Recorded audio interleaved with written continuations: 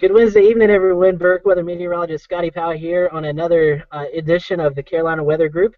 8:02 on December the 3rd. It's hard to believe that this is the first Wednesday of December. And with that being said, we have a slim panel tonight. I know Ricky's doing some things for school as he prepares for his last week of finals, and so is Matt. And Daniel is covering a school event actually in McDowell County tonight, so it's just Joey and I. So with that, we have two great guests on tonight. We have Brad Panovich from NBC Charlotte, the chief meteorologist, as well as Tim Bryce from the National Weather Service in El Paso, Texas. So we're glad to have both those guys on tonight. We'll start out west and let Tim kind of introduce himself and talk a little bit how he got into weather, and then we'll talk with Brad, and then we'll go into our show tonight. So Tim, take it away. Hey, thanks, Scotty. I've been a forecaster with the National Weather Service in El Paso for 20 years now. And I got interested is actually it was a joke. I was in school at the University of Missouri in Columbia at journalism school, and it turned out that my wife at the time had to go to law school, so I was talking things over with my advisor, and she kind of leaned back and made a joke that I should go ahead and just get a degree in atmospheric science and become a weatherman, and she thought it was funny, and that just kind of was like, huh. And I grew up in Tulsa, so I'd always kind of been interested with the weather. So I took my intro, Atmospheric Science 50, Intro to Weather, and it was just kind of love at first sight. And I just ran from there and graduated and came out to El Paso and have started out here in the Weather Service and have worked my way up from intern to senior forecaster and have just really enjoyed it. The Weather Service has been a great opportunity for me. I get to do some travel. I do of late in the last 4 or 5 years, I've been kind of rolling out and helping the Weather Service jump into social media. And actually, Brad and I have done training together for the National Weather Association out in Salt Lake City, just this what was that in October. So I've been very involved in social media and helping the different weather offices get spun up on that. And Tim, a lot of cool projects that you're doing. I know I followed along on Twitter, and maybe we'll get a chance to talk about a little bit of that tonight as we talk about this upcoming winter season. And it seems like social media always plays a huge part dealing with winter weather. So the good stuff and the bad stuff to it. So hopefully we can talk a little bit about that. And then next up, no stranger to any of us, our great friend Mr. Brad Panovich, chief meteorologist at NBC Charlotte. Brad, how are you doing tonight? I'm doing pretty good. Holding on to my voice. I'm dealing with the cold that my kids gave me, so if my voice starts to go out, it's because I've been fighting this thing for about a week or so now. It is the season of sickness. I mean, it seems like when December rolls around, all the germs go around. So. And I sound a lot worse than I feel. It's one of those things where it drains on my throat, and I sound like garbage by about the 11 o'clock show every night because I've been talking since 4 in the afternoon, and I recovered the next morning, but I tell you what, that 11 o'clock show is always a tough one to get through. Brad, my grandfather has a cure for that in a quart jar in the freezer. Is it a mason jar? Yeah, just let me know. I know, it's funny, when you're on TV and you have like a scratchy voice, you get like every home remedy, email, tweet, and Facebook to you. From every grandma. I have a lot of teachers that swear by this throat coat tea. I must have had 1 million people email me that, and it actually is not bad. It just tastes really bad, but it does the job. I tell you that I don't know if that stuff actually cures a cold, but it'll make you forget you have one. So. You'll sleep better. That's for sure. Yeah, you won't have any problem sleeping. That's definitely for sure. It's country NyQuil, right? That's it. Well, tonight we are discussing winter weather, especially a popular topic here in the Carolinas. Is everybody likes to talk about that and likes to know when it's going to snow and how much it's going to snow. And guys, we've not really got into official winter time yet, but we're in meteorological winter.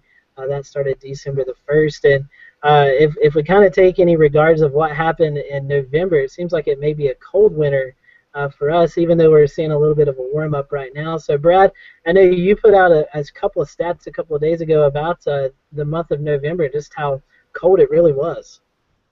Yeah, for the Charlotte area, it was incredibly cold. It was the 8th coldest November on record in Charlotte, which Charlotte is one of the few surface observation stations that has a pretty long record book. Ours go back 136 years to 1878. So to have the 8th coldest November on record is actually saying something. But what I thought was interesting was last year was the 12th coldest November, and then 2 years ago was the 20th coldest November. So if you look at the last 3 Novembers in Charlotte, we've had 3 of the top 20 coldest Novembers on record, which is kind of interesting because the last 3 winters, I wouldn't say have been super cold, but they've been near average or slightly colder than average. So it's interesting to see how the November pattern leads into December, which, as you mentioned, Joey, here we go. We had the super cold November. Now we start the month of December on a super warm note. Most definitely. And you were talking about the cross polar flow, actually how, here in Morganton, it got down to 11 degrees just a couple of weeks ago. And, 11 degrees is cold any time of the year for North Carolina. Yeah, that I should mention, we got down to 14 in Charlotte on November 19th, which was my birthday, so it's going to be a very memorable birthday. And that 14, that is the coldest temperature that early in the fall season on record in Charlotte. It had never been lower than 20 in Charlotte that early in the month, let alone 14. The previous record was like 18, so we broke that record by 4 degrees. And as you mentioned, that was a cross-polar flow, a Siberian Express coming out of Siberia all the way across the pole. And had this been January, I'd cringe on how cold that actually would have been, with more snowpack to the north and colder temperatures over the northern hemisphere. That would have been just unbelievable cold. So to have that November was pretty unreal. Yeah, and with that, we dodged a couple of close calls precip-wise here in the area. I know that the mountainous areas got some snow, and even part of the upstate of South Carolina did October 31st, November 1st. But overall, not a really big wintry precip outbreak in the month of November. No, but for the mountains, you're right. You make a good point. Now, the records in the mountains obviously don't go back as far. There's unofficial records in the mountains, but the official records, at least at Mount Mitchell, Boone, and Beech Mountain, all were either the first or second snowiest November on record at those locations. And I'm a big skier, and I help forecast for SkiSoutheast.com, and pretty much every person I talked to in the ski industry up in the mountains said this was the best start to the ski season on record. We certainly have started earlier. We've opened some of these resorts on Halloween in years past, but to be open on Thanksgiving with like a 30 or 40-inch base, and a lot of that's man-made, mind you, but you have 2 weeks of Arctic cold, to be able to lay down that much snow cover so early in the season is almost unprecedented in the Southeast. So if you got a chance to ski Beech Mountain on Thanksgiving weekend, boy, you had a treat. That is a rarity here in the Carolinas to have that good of skiing that early in the season. It is. It was super cold. And I just feel like that may be a thing to come here in the winter season. But let's kind of kick it out west to Tim. And Tim, what was November like for you guys as we prepare to go into the winter season? It was kind of a mix. That cold air, as it poured down into the central and eastern part of the United States, El Paso sits kind of in a unique place. We cover, the El Paso area office covers 2 counties in Texas, El Paso and Hudspeth County, and those are the counties in the very far western part of Texas. So we are essentially southern New Mexico or northern Mexico, however you want to look at it. And then we also cover several counties in southern New Mexico. And we have a large area of mountains. The Guadalupe Mountains and the Sacramento Mountains lie right along the eastern part of our area of responsibility. And sometimes that cold air makes it over the mountains, sometimes it doesn't. Sometimes it comes straight down the Rio Grande Valley. But for us, we watched just push after push of cold air move through the central parts of the United States, and it just banked up against the Guadalupe Mountains. And there's a ASOS, Guadalupe Pass, and it's sometimes fun to watch because it'll do some crazy things because it's right up at the pass. And whenever it flips around to the east, we know the cold air is crusting on over and headed downhill in our direction. And I was just looking at our records, and in El Paso in the month of November, we had a high of 81 on November 2nd.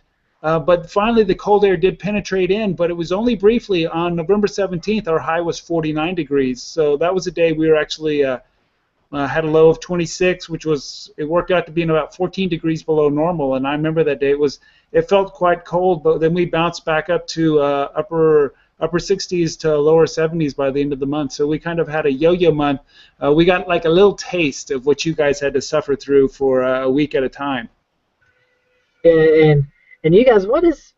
I know we here, and Brad, I stole this from Brad. We don't like the word normal, but what is a typical winter for the El Paso area? Well, we joke that we have 3 seasons. We have summer, windy season, and winter.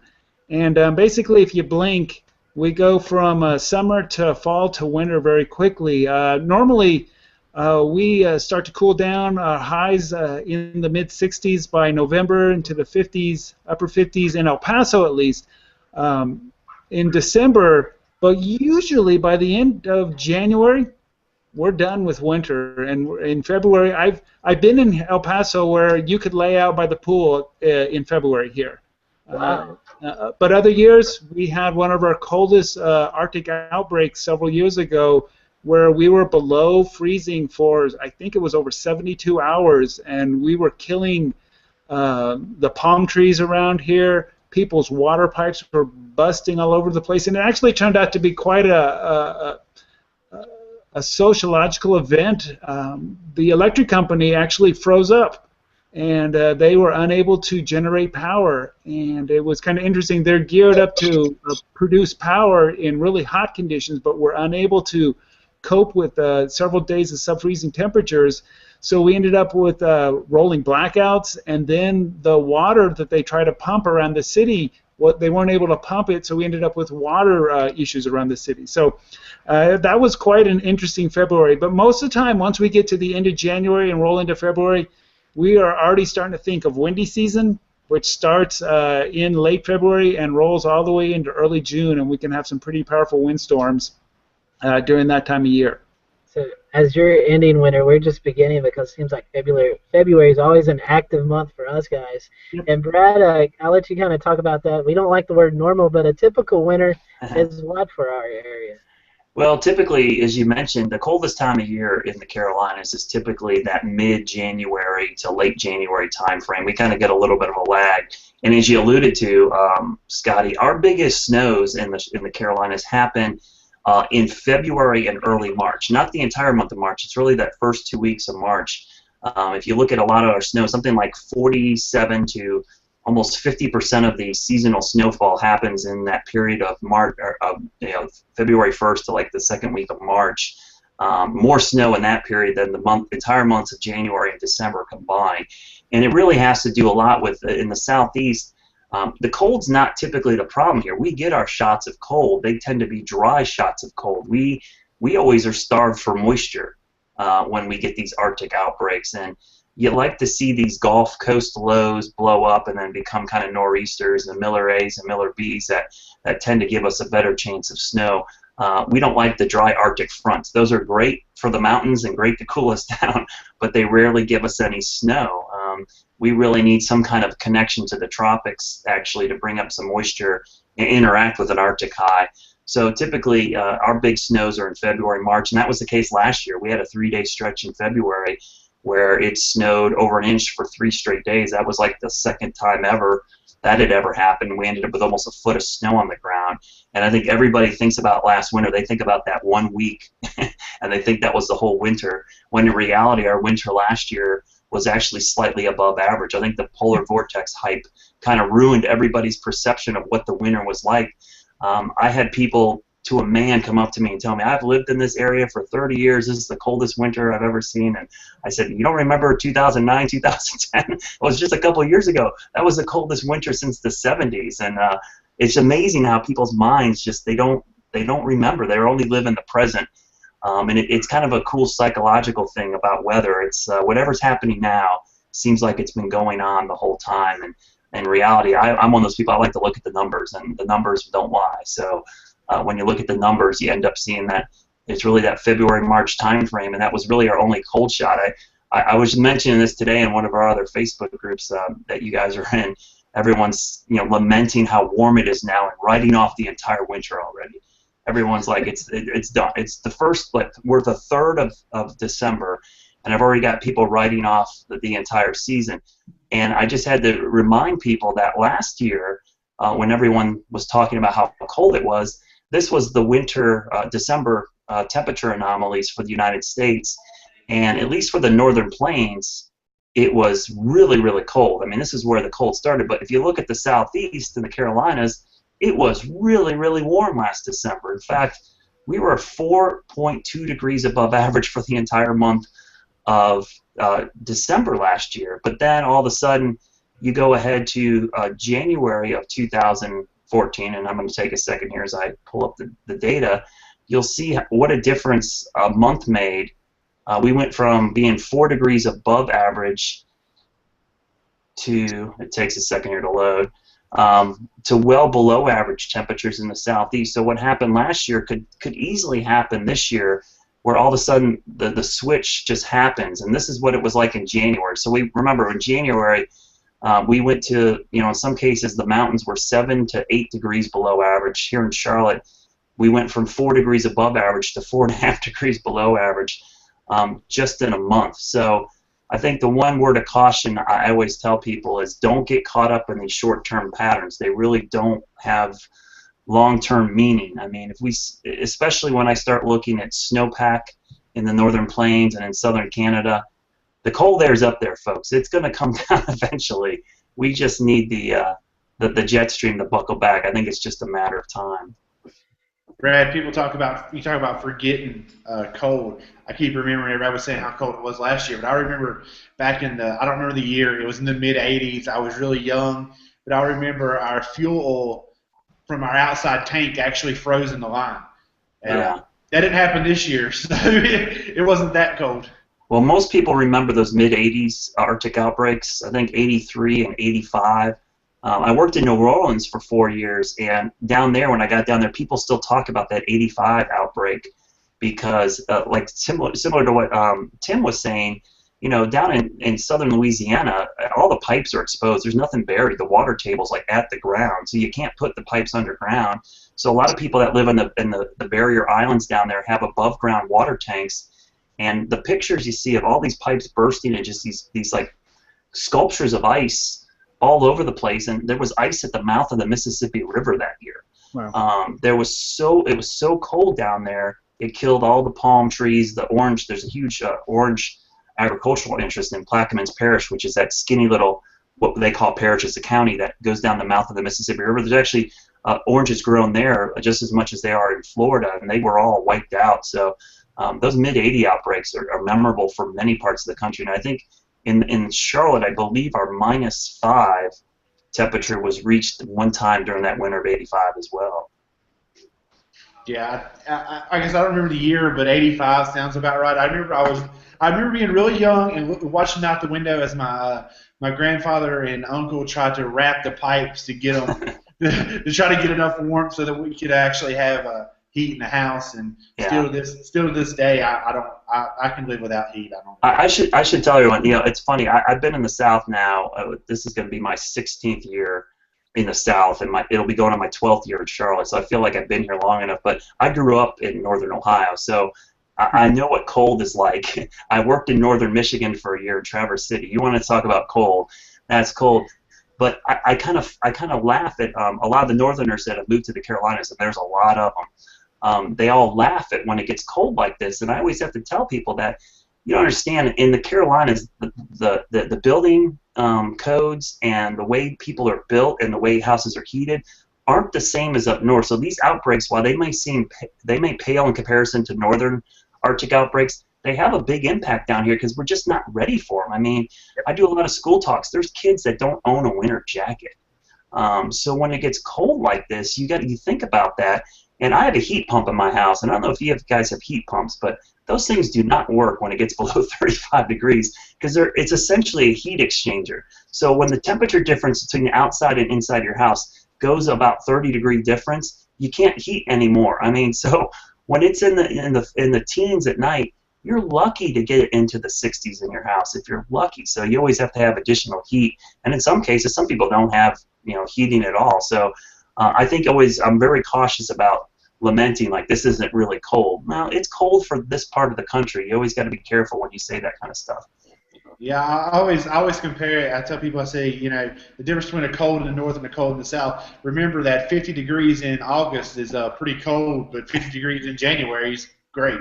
Yeah. So, and it's kind of the same thing. You get used to it, and down here we're just not used to it. My blood's thinned. It definitely feels colder to me. Well, speaking of that, we'll kind of transition. Excuse me, I can't get the word out tonight. Transition into what we think is going to happen this winter. And Brad, you brought up a good point about the jet stream buckling, and we've seen a real active tropical system in the Pacific. And I know both of you guys, Tim, with you in the National Weather Service, you obviously watch the Pacific because it's closer to you, but also has interest to us here on the East Coast as well. So has the active Pacific season, is it really going to help us out in the wintertime here, especially in the Carolinas? What's you guys' thoughts on that?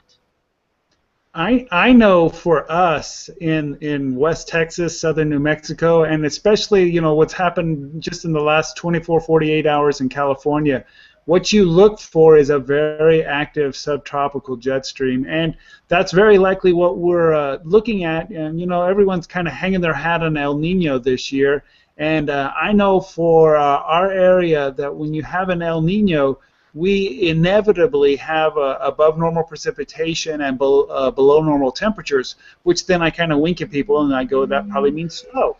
And that gets people kind of excited. Believe it or not, El Paso averages 3 to 5 inches of snow a year, and we cover mountainous terrain that goes up well over 10,000 feet. We have a Cloudcroft, it's a little village at around 9,000 feet, and they get 70 inches of snow a year. So we have quite a variety of topography to forecast over. I know last year was a dismal year for snow and for cold for us. We just had, I think El Paso scored a trace of snow. And so it was very disappointing for the kids. But like I said, I'm hoping for us that we'll have a better year. And of course, when it comes to El Nino, once you get that active subtropical jet going and the southern branch of the jet going, it rolls right across the southern tier of the United States, so across the Alabamas and Georgias and into the Carolinas. So what's good for us is also good for you guys. Yeah, I agree totally with that, and I tell people all the time, if you want snow in the Carolinas, you like El Nino. Because while we tend to have cooler and wetter winters in El Nino patterns, like I said before, the cold temperatures aren't always the problem. It's the moisture. I would rather have a lot of an active storm track and have storm after storm after storm and try to time it out with cold air than have a whole bunch of cold air and have no storm track, because that seems to be the biggest issue around here. Our snowiest winters, I pulled the stats. La Nina is horrible for us. We get very warm, dry winters, and we tend to get a lot of winter severe weather in La Nina years. Whereas El Nino, or like I call La Nada, the neutral phase, those are our snowiest winters because we tend to get a lot more storms. Now, I think the interesting thing about the El Nino is it looks like, at least with this California storm, that looks like an El Nino storm. So maybe, even though the ENSO index is just barely, I mean, it's barely qualifying as a very weak El Nino, and you need a couple months of that to sit there. I think maybe that's a sign that pattern is starting to kick in a little bit. The one thing I will say that gives me hope that my winter forecast of cold and wet is going to hold true is one of the things I looked at going into the season was snowpack in Siberia. And people are like, how do you look at snowpack in Siberia? Well, there's a lot of studies, correlations between autumn snow cover in Siberia and cold weather on the East Coast for the winter. So one of the sites that I'm a big fan of, and I'll show you right now, is the Rutgers University Global Snow Lab. And the map you're looking at here is basically departure from normal November snowfall. And you could see, obviously, most of Siberia is near average, but there is some above average in lower Siberia. But the one thing that sticks out to me is in North America is how much above average the snow cover has been in southern Canada and the northern United States. In some cases, 50 to 75% above normal snowfall. in those areas. And if you can lay down snowpack in the Canadian prairie provinces and most of the northern plains, it's like having refrigerated railroad tracks for the cold air to come down on. So I always like seeing that. And if you can get this active storm track, the El Nino track, with that cold air coming down, man, that really sets the stage, at least for the East Coast, of getting some good snowstorms. And as I mentioned, I think you're starting to see signs next week on the GFS that these East Coast coastal storms are starting to show up in some of the deterministic models, our typical nor'easters.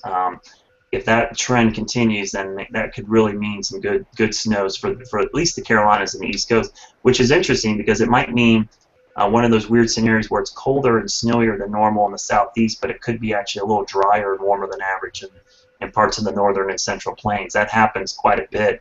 And I remember that winter of 2009, 2010.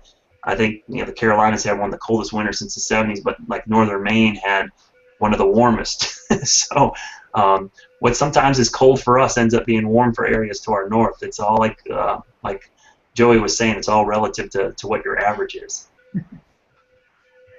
And Joey's a big history buff, and as Brad, and I know you put this in your forecast, and I'm sure Tim does too.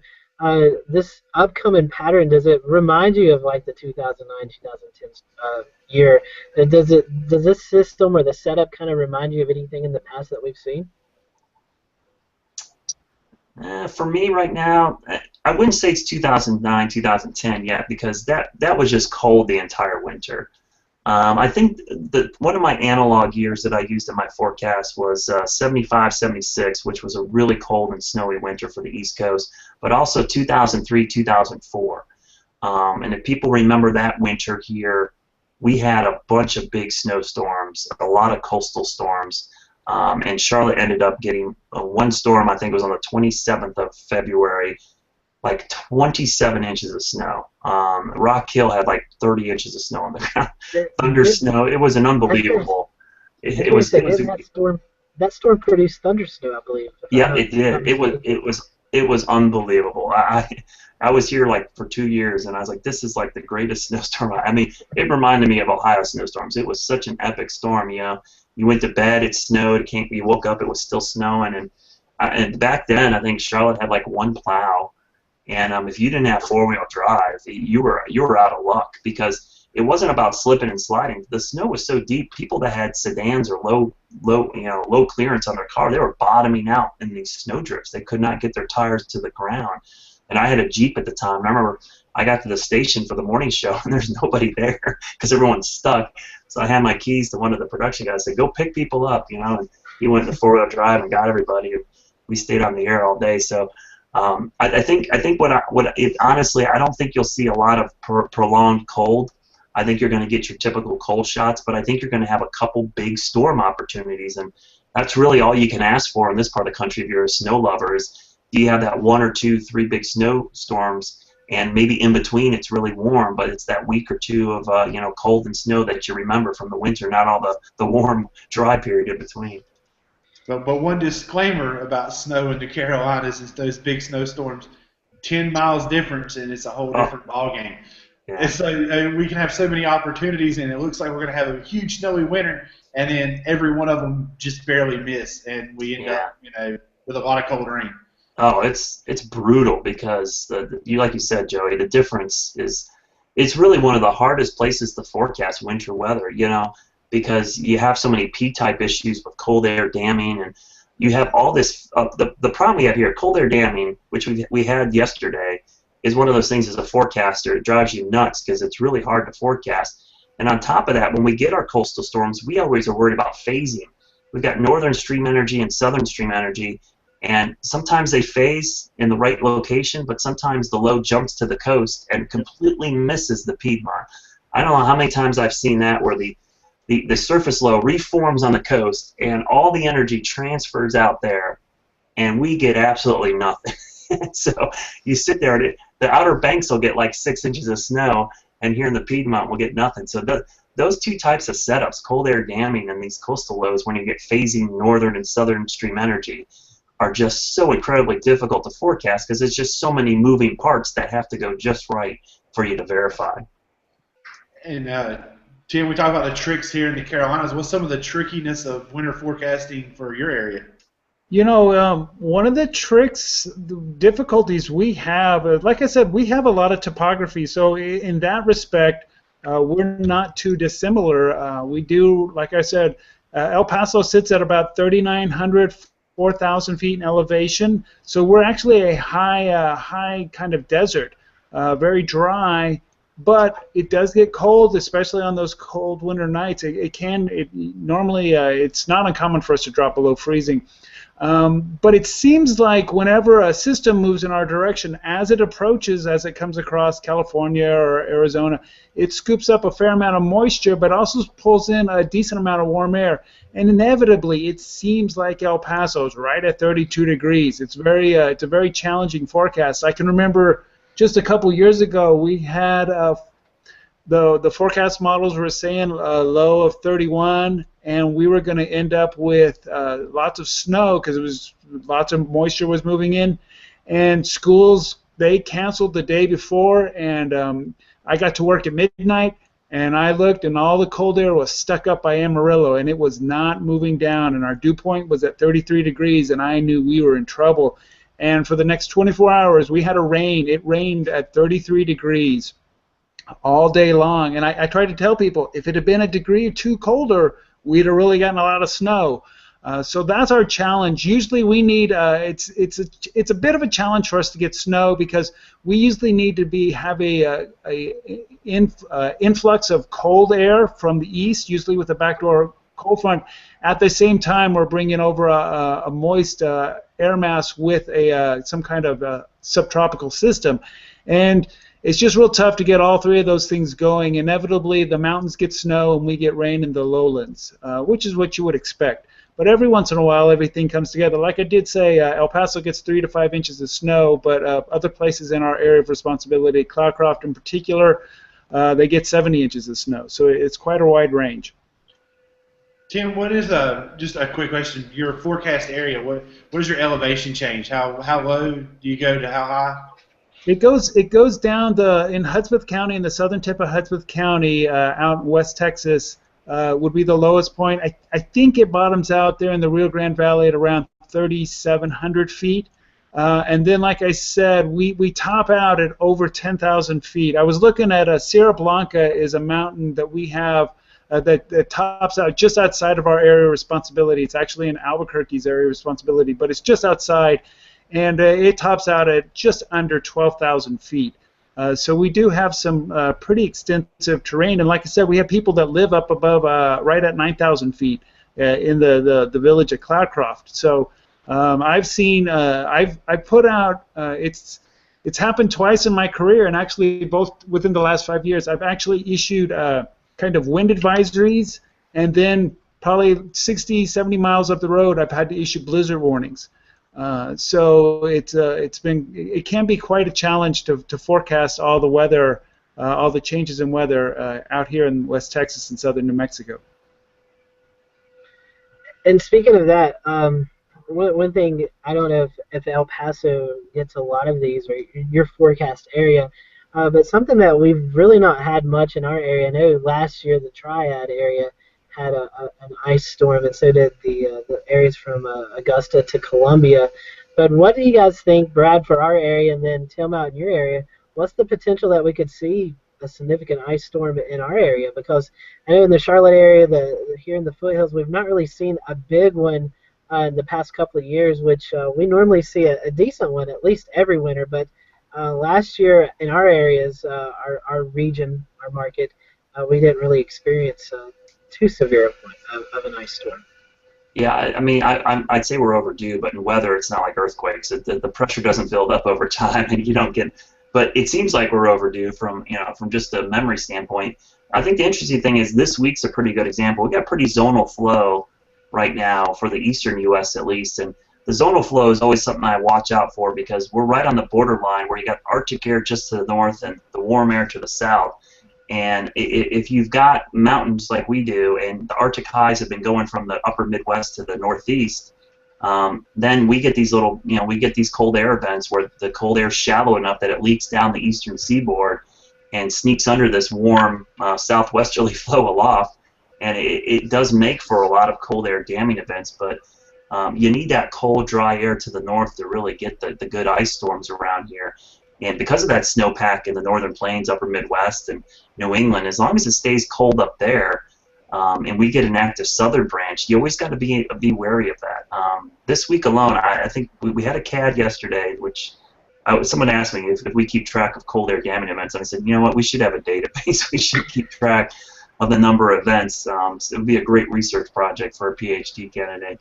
But we've got another one. It looks like it develops on Friday, and it's this zonal flow. I joked that it was a roller coaster week, but when you're right on the edge of the cold and warm air, it just takes a little, buckle of one way or the other, and you end up, 60, 70 degrees in one day, and the next day it's in the 40s. So we've seen that 2 times this week, and so if this pattern holds up, then I would be more worried about ice, to be honest with you, because of the setup that's going on.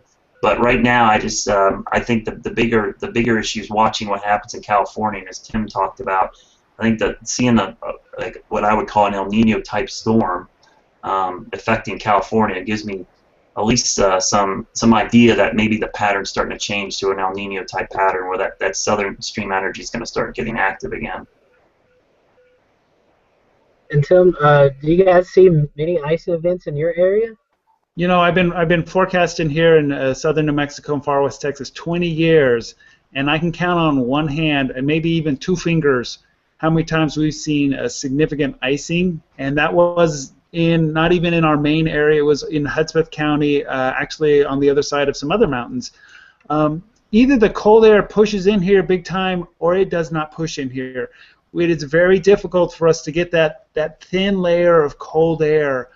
Usually it's either pretty thick and it ends up as being snow, or the cold air doesn't come in and it ends up as rain. So like I said, that's one of the things. I grew up in Oklahoma, and I can remember some mighty impressive ice storms, and my folks still live there, my brothers still live there, and they just went through one about 3-4 years ago, and I just saw the pictures from there, and it's something I do not miss. Let me tell you, it's something you don't wish on your worst enemy is a big ice storm. So thankfully here in El Paso, that's one of the things that we get mostly a pass on almost every year.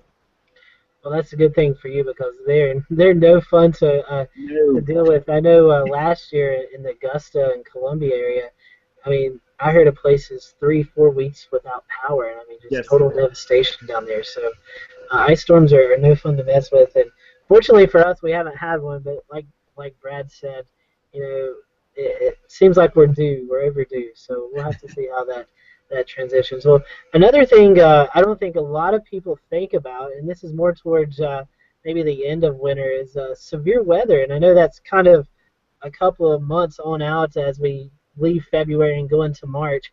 But could this setup that we see for this winter with cold shots coming in and meeting up with a Gulf moisture, do you foresee that we can maybe even see a severe weather season start a little bit early as winter dies out and spring comes on full-fledged? It's been what I've been noticing is that the last couple of severe weather seasons, they've had a couple notable tornadoes, but we've been kind of on the low side, low total of tornadoes. So, again, you think with an active subtropical jet, storm systems coming across the southern tier, if you were to warm things up and really tap into that moisture, I think you could start a severe weather season early. It just seemed like it never got going last year, and then we had a couple, of course, we had some things pop up in May when they normally do, but then cold air came in early, and there for a while we'd had no tornadoes in the U.S. in the month of November. The cold air just shut everything down, and finally we did, I think towards the end of the month, we did have several. But if we can, with an active subtropical jet, and then you start to warm things up quickly, I think we could see an active earlier start to the severe weather season. Yeah, I would agree with that. I think you start looking in February, March. In the Carolinas, we get a lot of winter tornadoes to begin with, just because the winter season around here is almost as active sometimes as the spring season, because we have such a strong jet stream sometimes, and we get warm enough, we can get these severe weather outbreaks. But typically, the La Nina winters are more of an issue for us. We get a lot of nighttime tornadoes. Unfortunately, North Carolina is, has I think leads the country in nighttime tornadoes for some odd reason, and a lot of those occur in the cool season. Something like 29% of the tornadoes in North Carolina occur at night, but they account for like 68% of the fatalities. I mean, it's just an unbelievable stat that we get some of these nighttime tornadoes, and it's usually these cold fronts that sweep in during the cool season, where we get warm, moist air, high shear, low cape events. We all know about those around here. Seems like every event seems to be a high shear, low cape event, but you don't get a lot of thunder, lightning, low top storms, and you get these spin-ups. So I think that's a possibility, as Tim talked about. If the southern branch of the jet stream, that subtropical jet, is active, that's always a concern in the cool season. It's just a matter of if we can get things going here and get active here in February and March. But I agree, Tim. It's been such a quiet couple of years. It's uncanny. Last year was the first year I worked here that we didn't have one tornado warning in the whole viewing area. I'm not talking tornado. A warning wasn't even issued in our viewing area, which is just unheard of. And so we had the first warning, and it happened in February this year. And it was kind of weird to have a tornado warning after a year of absolutely no warnings at all. So it'll be interesting to see if that pattern flips around. But an active jet stream is really key to that. And if that's around, you've always got to be on guard for that. Scotty mentioned about how I'm a history buff, and I take my history and I put my weather together a lot. So I'm going to bring another one up here. But, a lot of people were talking about writing off winter already. I remember 1988, November 28th, the F4 tornado that hit Raleigh, North Carolina. People are talking about we're not going to have a winter, and I can still remember that year. That was a pretty large outbreak for our area, and what you might as well say was basically wintertime. Yeah. So, I mean, it can definitely happen. Looking at back to the winter weather part of it, another history thing. Again, people writing off our winter already. What's the first average snowfall in our area, Brad, for the winter? The first on average? Yeah, it is usually like mid-January. Yeah, typically, measurable snow is usually in mid-January. That's why, when we had that cold snap in November, Joe, everyone's like, man, we're missing on these snow. And I'm like, no, it's not even supposed to snow in November. I mean, the all-time record snowfall in November was like 2.5 inches, and there's only been like 3 times ever we've had measurable snow in November. So for it to snow in November is almost unheard of. And in December, it happens, but it's almost unheard of as well. I mean, people wish for a white Christmas around here, and I laugh at that. We got lucky a couple of years ago. We had a white Christmas for the whole state of North Carolina. That was 1 in 4 times in the record books that I could find that it actually had measurable snow on Christmas. So, the chances of that happening again, it's like a once-in-a-generation event for the Carolinas. So don't hope for a white Christmas. It's better to hope for a white Valentine's Day. That's what I always tell people. That's the time of year we get our big snow. So yeah, usually January is when you start seeing legitimate snow chances, and then obviously February, March. Yeah, I say that last white Christmas was that was the first white Christmas that I can remember. We talked with Tim a little bit earlier about some of his other projects, and I want to get into that, but kind of as we wrap up the show at the end. But before we do, Brad, I know you put out a winter forecast for this area. Maybe another quick thing. What are kind of your numbers? I hate calling numbers, but everybody wants to hear them. So what do you got for this winter? Well, I'm not going to go with precise totals, but the gist of my winter forecast was, I believe it's going to be cooler than average and wetter than average. Now, the cool part, people are like, I don't expect it to be even as cold as last winter. I just think it'll be near average to slightly below average. But I'm really confident. I think that it's going to be a wet winter because of that southern branch of the jet stream. Mm-hmm. And I tell people all the time, I will take a wet and warm winter if you're a snow lover over a cold and dry winter, because I want that storm track. And I think that everything you look at, with El Nino, even though it's weak forming, the snowpack, the ice recovering in the Arctic, I think everything to me points to at least a wetter than average winter. So I wouldn't go for Arctic cold. Would not say it's going to be 2009, 2010, but I think that the chance of big storms, like one or two good, maybe 3 or 4 good shots of snow, is certainly there because of the active storm track. It's not going to be a snow. It's not going to be clipper us to death. I don't see like 1,000 Alberta clippers. It's going to be 3 or 4 big storm events that are really going to make up our winter here. But in between, I see a lot of these thaws. I see these 60-degree days and a lot of cold rains. That's pretty typical in the Carolinas. A cold rain is actually a pretty normal winter storm for us. So don't be surprised if we get a lot of those. So at the end of the winter, if it ends up being above average precipitation and near average temperatures, I think I'd be pretty close to my verification. And I was just looking at a couple of viewer questions coming in on our inbox over on the Carolinas Weather Group page. One of them says, what does Arctic ice and the air in Siberia, Russia, and the tropics have to do with our wintertime? I know we talked a little bit about the El Nino, the tropical aspects, and even a little bit of Siberia, but you mentioned the Arctic ice and things like that. How does that play into what we see here in the Carolinas and throughout the Southeast? Well, the Arctic ice, I mean, the one thing I look for is where is the Arctic ice building? If the thing about the Arctic ice, if it's more ice in the eastern Arctic, which I call like the parts around Greenland, Hudson Bay, northeastern Canada, those areas, if I see ice build up there, that tends to mean we're going to get more cold air in the eastern half of the country. But the funny thing about Arctic ice, you would think you want to see more ice everywhere, but in fact, the less ice there is, the colder the air is south. It forces the jet stream to buckle quite a bit. There's been quite a bit of research on this from Dr. Jennifer Francis up at Rutgers about reduction in Arctic sea ice causing the jet stream to become very wavy or cause a lot of blocking patterns of, basically create more North Atlantic oscillations to go negative.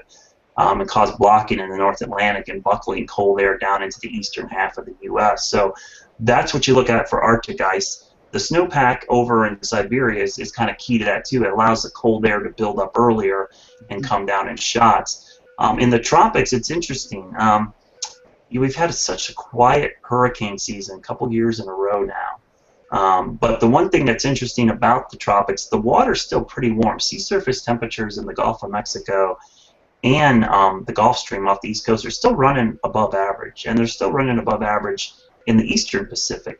All that activity in the Western Pacific, all the typhoons, those recurving typhoons, can also cause a lot of buckling of the jet stream. So those kind of things will actually come into play, and how active that southern branch of the jet stream is going to get. The warmer the water is in the tropics, that just creates more chance for evaporation, for basically water vapor to get into the atmosphere.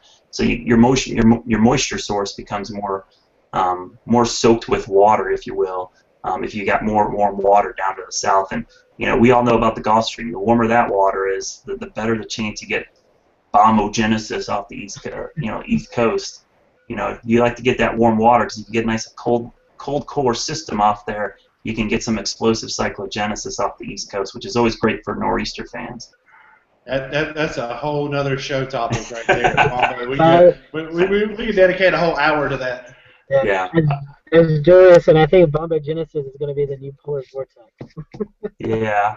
I mean, I hate it was misused, but we've been using it for years, bombing out of systems. I mean, my first weather memory is called the Cleveland Super Bomb. It was the blizzard of '78 as I was a little kid growing up in northern Ohio. It's called the Cleveland Super Bomb because it still holds the lowest pressure record for Cleveland, Ohio. It had a low pressure over the Great Lakes, bombed out, and caused a huge blizzard. So those things are legit things, and especially in the wintertime, you love those things bombing out off the coast, man. They really can get you some good snows. And Tim, our second question, I'll kind of direct it to you first, and then we can go to Brad. Here in the Carolinas, we kind of had like a cool and damp summer last year, and this year was a little bit more warmer and a little bit more drier. But the viewers want to know, does that translate into what winter's going to be like? Is there any correlation to that, or is it just a coincidence. It's been my experience out here that there's no correlation between cool, wet summer, warm, dry summer as to what will happen in the next season, let alone in the 2 seasons away. So, Brad mentioned that earlier. Said don't get hung up on what's happening now or what's happened for the last week because we still got a lot of winter to go. People come to me and they'll go, "Oh, it was a warm winter. It's going to be blazing hot this summer in El Paso." I'm like, you know what? It's going to be hot in El Paso during the summer, but there's no guarantee just because we've been warm and dry in the winter that it's going to be 110 degrees during the summer. It probably won't be. So no, from my experience, there isn't a real correlation. You do start looking at some of these bigger oscillations, these different patterns, El Nino, the some Arctic oscillations and things like that, and you can kind of pick up on some patterns that might, one season could be a precursor to what might happen in another season, but really, just because you had certain temperatures and certain precipitation during one season, I haven't found that it correlates real well to what's going to happen 3-6 months down the road. Yeah, I totally agree. There's no correlation between summer and winter, at least in the Carolinas, because if you just look at the way the atmosphere, the synoptic pattern in the summer is 180 degrees different than the wintertime. I mean, in the summer here, sometimes our weather comes from the tropics. It's a southeast, the Bermuda Ridge or the Bermuda High governs our weather. We have southeast flow. And in the winter, the flow completely reverses. We get northwest flow. So the jet stream goes back to the north during the summer. It's nowhere near us. So there's the same ingredients that create the summer pattern are just so much different. I will look, though, in the summer, how has the summer been in the Arctic or Alaska or in other parts of the world? Because that's our cold air source. I mean, you really need to focus on where our cold air is going to come from in the winter.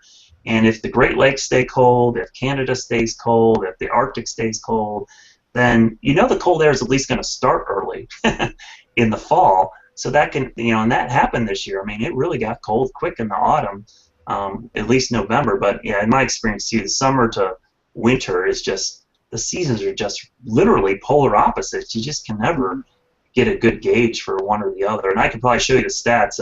For every cold winter, we probably have had a cold summer, and for every hot summer, we probably had a cold winter. I mean, it probably flip-flops all the time. Yeah, we're getting down toward the last 5 minutes or so of the show, and we talked a little bit off air before we got on here. And Scotty followed along with a lot of stuff that Tim has been doing with the National Weather Service, and we got a great opportunity here to have somebody from media and somebody from the National Weather Service on the show at the same time. So, Scott, I'm going to let you jump in here a little bit on that because you followed along a lot more. Let's let Tim talk a little bit about some of the stuff that he's been doing and maybe how that affects Brad and vice versa. Yeah, Tim, you've been doing a lot of stuff social media-wise, not only trying to alert the public, but also alerting other individuals, maybe in other National Weather Service offices. And we talked about school teachers and stuff like that. So kind of let you kind of talk about what you go into with social media, and then we're going to kind of piggyback that into how we can determine when we should really start to recognize that we could have a potential storm moving in the next few days and not believe the pie-in-the-sky forecast that we see sometimes. It was over 5 years ago. I started hearing about this Twitter thing, and I'm like, what is this Twitter thing? And I started poking around on it, and I was like, this could be a great tool for just because people love to talk about the weather, and guess what? They love to talk about the weather on social media. So one of the first things that Corey Pieper, who's the techniques development forecaster, our meteorologist at Southern Region headquarters, he and I got together, and we were like trying to convince the Weather Service, hey, this Twitter thing's pretty cool. How can we get involved in this? And we set up a web page that let people tweet the Weather Service their storm reports. And it ran for a couple of years, and it worked real well. And it kind of introduced the National Weather Service to the power of Twitter and the power of social media. We rolled out Facebook pages several years ago. Then about a year after that, we all rolled out our Twitter pages, and we're about finished up rolling out our YouTube pages. And the challenge for the Weather Service is to just get people up to speed on what has really been almost a sea change in how we can gather and harvest weather information. We've had to teach offices real quickly, and it's 122 offices all around the country, and you've got the ages range from interns who are in their lower 20s to seasoned veterans who are approaching retirement, and you're trying to spin everybody up on the use of social media. So we've gotten buy-in on social media from a lot of the younger generation, and some of the older generation, it's been more of a challenge, and it's taken some selling, some convincing. And we've had over almost 40 training sessions in the last year and a half to kind of just everything from the basics of how do you send out a tweet to more complicated things. We're going to have a training next week with Dr. Laura Myers, and she's going to talk about how we can effectively communicate via social media. Because, Facebook, you can have a lot more room, but you have to be careful, because if you try to post ongoing severe weather on your Facebook page, your fans and your followers may not see it for 24, 36, 48 hours later. Whereas Twitter is immediate and it's right there, but you're very limited on what you can post and how you can post it. So that's been the change with the Weather Service. Everyone knows how to answer the telephone, but I'm sure way back in the late 1800s, early 1900s, the phone was a weird thing, and I don't know how does this work, and it's too much of a pain. We're just in the early days of social media now, and the Weather Service is learning how to listen, and we're rapidly coming up on learning how to get our message out. And I'm also hoping that as we move forward, we're also better able to interact with our population, with our people, because that's what the whole deal with social media is. It's supposed to be social. I know Brad and I have worked together. We're both on the National Weather Association social media team, and we've done training for students at a couple NWA NWA national meetings. We've done student training. We've done broadcast training, because the broadcasters also have. Brad can speak to this. They've seen just a complete change in how their model works. It's their business model still driven almost exclusively off the television, but it's more and more you're having to balance what you're doing on social media with what you're doing on television, with what you're doing on your blog, and it's quite a challenge for the meteorologist in the broadcast industry as well.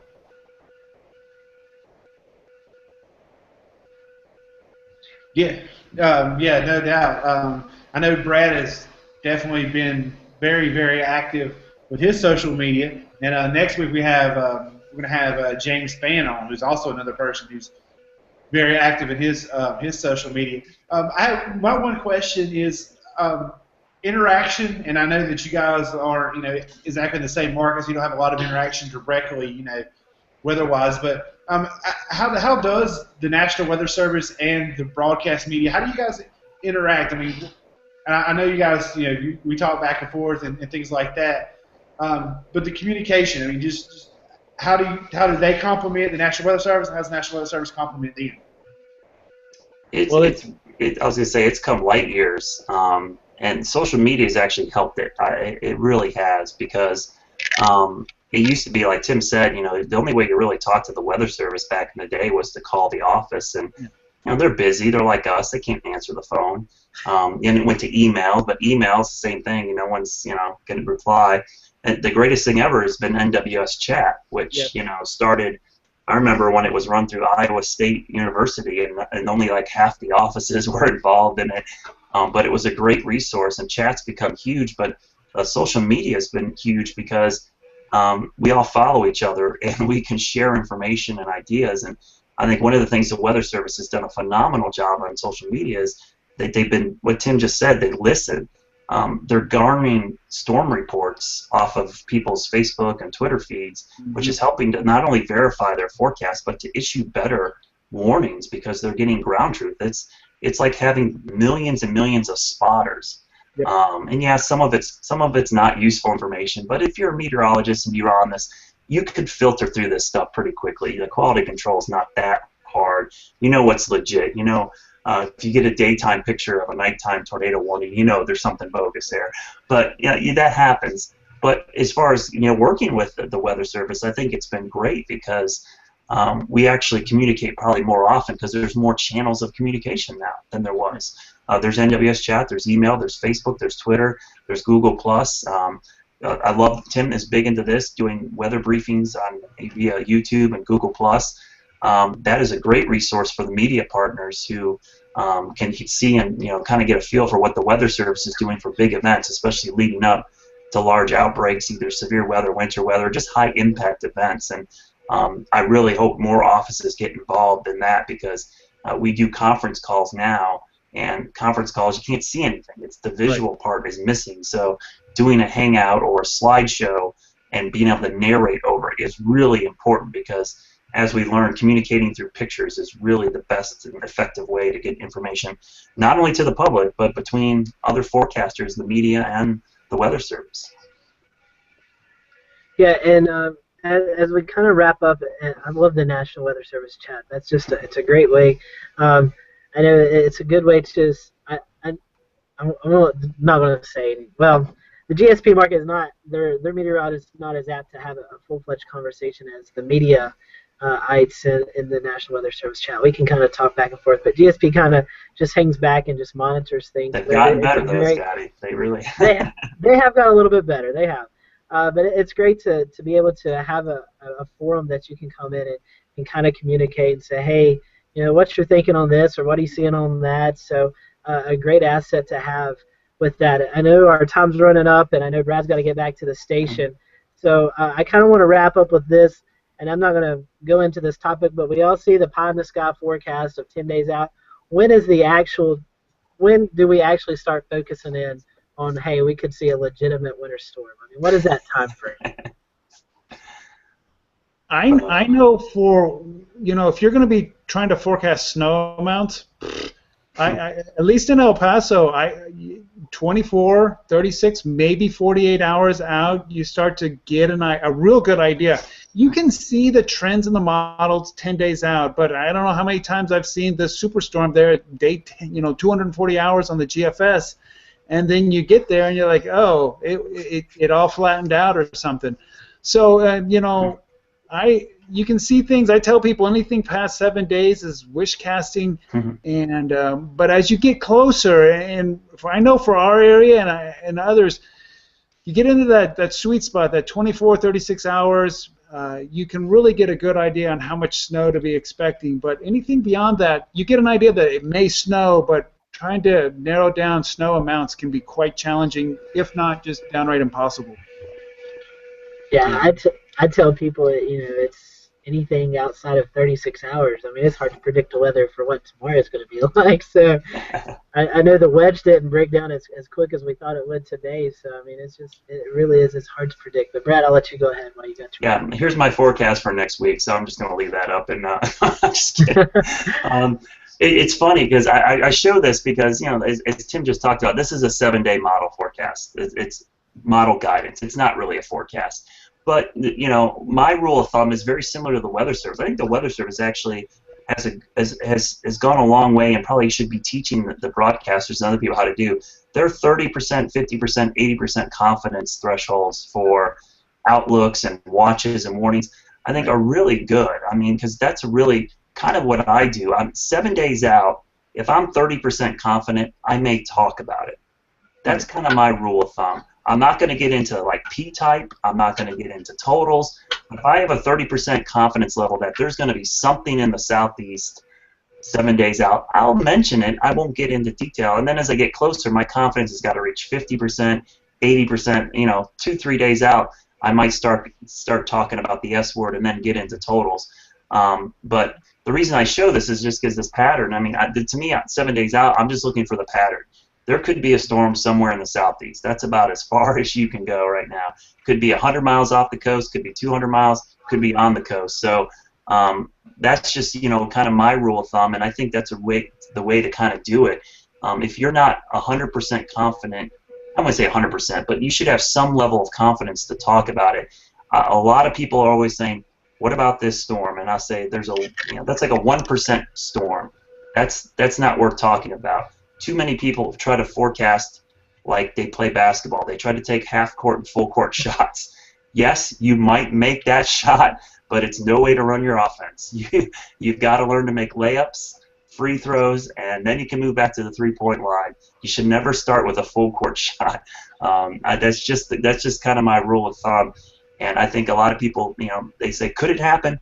Anything could always happen. I always like to forecast what's likely to happen. Yep. And Brad, I agree with that offensive strategy in basketball until I met this kid named Ryan Setzer, who, I kid you not, shoots better from the half-court line than he does layups. Hey, if it's a skill, you practice it long enough. I bet he missed a lot of them before he got good. Possibly. No lie, when he played on my team, the first play of the game, we had him bring the ball down and throw one up from half-court just to set the game. And he hit 60% of them. I kid you not. Wow. That's impressive. It is impressive. All right, guys. Well, we'll wrap up. I know Brad's got to get back to the station, and Tim's wanting to spend some time with family. So, Tim, what we normally do is kind of just let you talk about social media outlets. I know you have a Twitter handle, so if anybody wants to follow you on Twitter, I'll let you go ahead and talk about that for a little bit. You bet. I do have a Twitter handle. I'm on most social networks. I try them out just to see if they'd work out for the Weather Service. So, I mean, I have a Pinterest account. I have Instagram. But mainly I'm on Twitter, TimBryce17.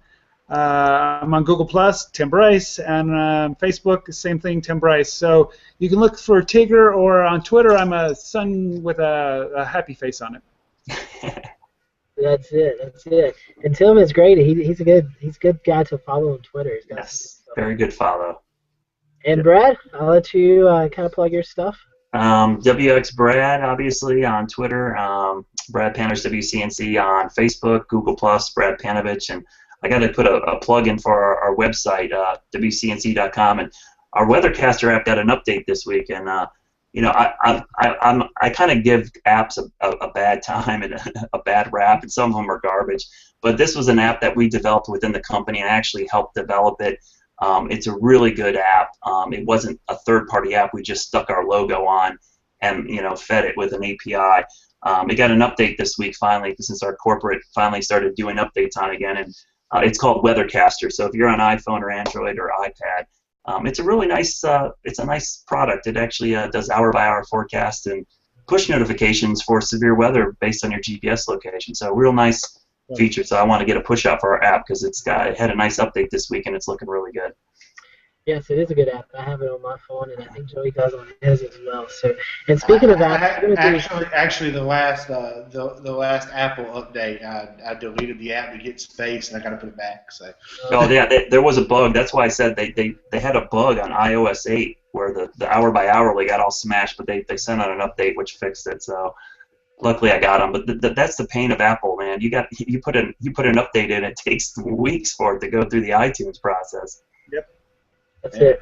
And a plug for our show coming up, Scotty. You got the date on that for our apps? Yeah, it's the first Wednesday in February. I think it's February 3rd or 4th. We're going to do a weather app show, and I sent an email to Tim, and I don't know if it may have got lost in our exchange, but I know Tim, you're social media wise. Maybe you can join us for that weather app show, and Brad, we'd like to have you maybe come on and talk a little bit about Weathercaster as well.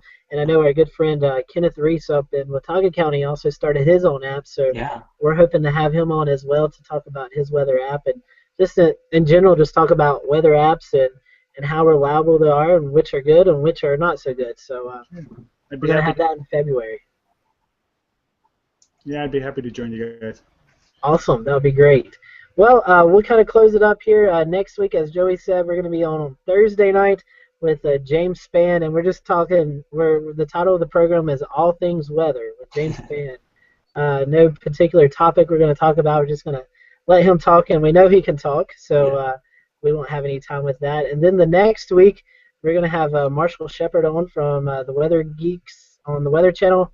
We're going to be talking about a various array of topics with him as well. So. 2 big shows coming up, and then we're going to go on break for the Christmas and New Year's holidays, and then we'll come back on in January. So, Tim and Brad, once again, thanks for coming on tonight. And Brad, we hope you get that throat problem fixed. I know it's kind of a bummer to be sick, and especially when you have 11 o'clock newscast to do here. Yeah, my daughter says I have a frog in my throat, so sometimes the frog will come out. and then to make it better, we kidnapped you for an hour to talk to us. So. Yeah, that's all right. I got Friday off to rest it up. So. There you go. So, guys, thanks for coming on, and everyone, thanks for watching tonight at Carolina's Weather Group. We'll see you next Thursday with James Spann, and until then, have a great week and weekend, and we'll see you next week. See you.